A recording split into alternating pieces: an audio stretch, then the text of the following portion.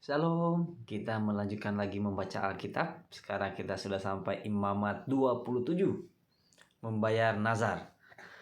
Tuhan berfirman kepada Musa, berbicaralah kepada orang Israel dan katakan kepada mereka, apabila seorang mengucapkan nazar khusus kepada Tuhan mengenai orang menurut penilaian yang berlaku untuk itu, maka tentang nilai bagi orang laki-laki dari yang berumur 20 tahun sampai yang berumur 60 tahun, nilai itu harus 50 sikal perak, ditimbang menurut sikal kudus.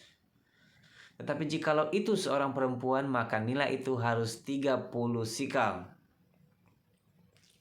Jikalau itu mengenai seorang dari yang berumur 5 tahun sampai yang berumur 20 tahun, maka laki-laki nilai itu harus 20 sikal, dan bagi perempuan 10 sikal.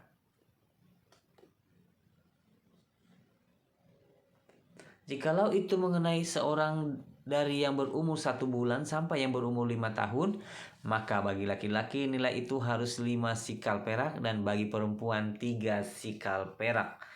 Jikalau itu mengenai seorang yang berumur 60 tahun atau lebih, jikalau itu mengenai laki-laki, maka nilai itu harus 15 sikal, dan bagi perempuan 10 sikal. Tetapi jikalau orang itu terlalu miskin untuk membayar nilai itu, maka haruslah di hadapannya orang yang dinazarkannya itu kepada imam. Dan imam harus menilainya sesuai dengan kemampuan orang yang bernazar itu. Imam harus menentukan nilainya. Jikalau itu termasuk hewan yang boleh dipersembahkan sebagai persembahan kepada Tuhan, maka apapun daripada hewan itu yang dipersembahkan orang itu kepada Tuhan haruslah kudus. Janganlah ia menggantinya dan janganlah ia menukarnya, yang baik dengan yang buruk atau yang buruk dengan yang baik. Tetapi jikalau ia menukar juga seekor hewan dengan seekor hewan lain, maka baik hewan itu maupun tukarnya haruslah kudus.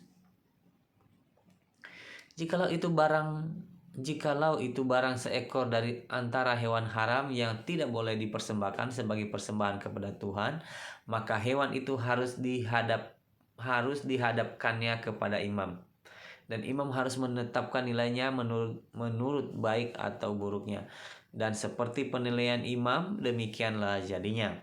Jikalau orang itu mau menebusnya juga, ia harus menambahkan 1/5 kepada nilai itu. Apabila seorang menguduskan rumahnya sebagai persembahan yang kudus bagi Tuhan, maka imam harus menetapkan nilainya menurut baik atau buruknya.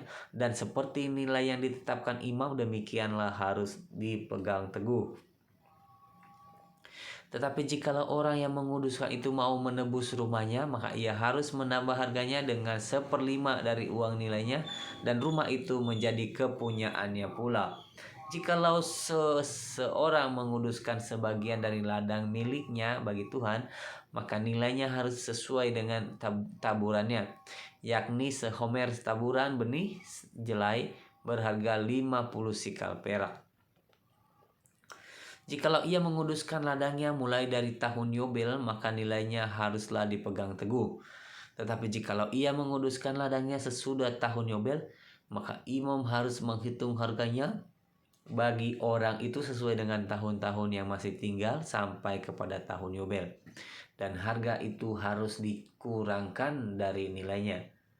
Jikalau orang yang menguduskan yang benar-benar mau menebus ladang itu, maka ia harus menambah harganya dengan 1/5 dari uang nilainya. Dan ladang itu tetap dimilikinya. Tetapi jikalau ia tidak menebus ladang itu, malahan ladang itu telah dijualnya kepada orang lain, maka tidak dapat ditebus lagi. Tetapi pada waktu bebas dalam tahun Yobel, ladang itu haruslah kudus bagi Tuhan, sama seperti ladang yang dikhususkan bagi Tuhan. Imamlah yang harus memilikinya. Dan jikalau ia menguduskan bagi Tuhan ladang yang telah dibelinya dan yang tidak termasuk ladang miliknya dahulu, maka imam harus menghitung baginya harga nilainya sampai kepada tahun Yobel. Dan orang itu harus telah mempersembahkan nilai itu pada hari itu juga sebagai persembahan kudus bagi Tuhan. Dalam tahun Yobel, ladang itu harus dipulangkan kepada orang yang menjualnya kepadanya, yakni kepada orang yang mula-mula memiliki tanah itu.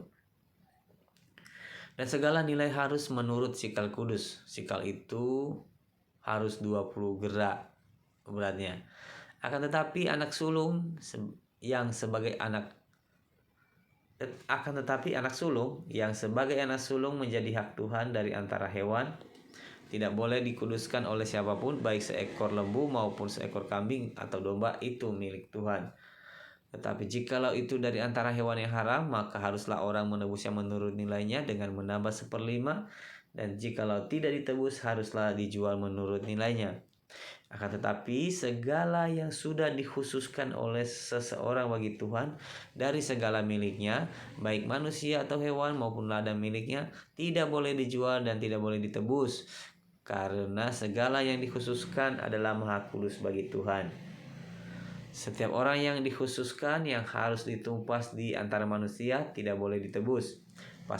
Pastilah ia dihukum mati. Demikian juga segala persembahan persepuluhan dari tanah, baik dari hasil benih di tanah maupun dari buah pepohonan, adalah milik Tuhan. Itulah persembahan kudus bagi Tuhan. Tetapi jikalau seseorang mau menebus juga sebagian dari persembahan persepuluhannya itu, maka ia harus menambah 1/5.